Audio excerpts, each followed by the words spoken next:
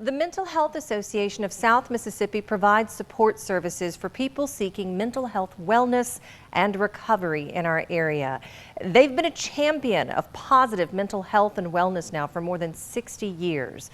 Well, today, I want to take you inside a drop-in center that serves the Bayou View community to learn more about the many ways the Mental Health Association of South Mississippi is making a significant impact on our community. Meggan Monday. Sponsored by Gray's Furniture Galleries. You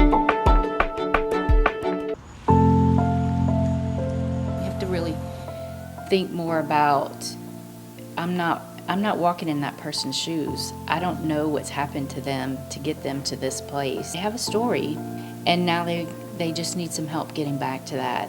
Those are the kind of things that we enjoy doing and helping people. The organization was started back in the 60s. A group of ladies, they were making crafts, selling those items, and then with the money, they would send Christmas gifts up to the state hospital at Whitfield. They started talking about having a place where people could gather so that they could be with other people who were going through some of the same kinds of issues. And so this has been here since the 70s. Program where we have people who come from the community, where it's a great place for people to get out and have some socialization. You know, if somebody's got some kind of problem that's going on with them, they can kind of talk it out, get some support from their peers. Mental health is not really something that we generally talk to people about. If we were diagnosed with something like diabetes or high blood pressure, we probably would mention that to our family or friends. But if it's something to do with your mind and you're feeling depressed, or people don't necessarily feel as comfortable sharing with others, one of our classes, our mental health first aid class, where you learn about those signs and symptoms to look for. What are risk factors that people may have? Majority of the calls that come into the office are people who either themselves or someone they care about is experiencing something and they just don't know, what do we do next? So even though we don't do clinical services here like therapy, we can help connect them to where they might be able to get those services.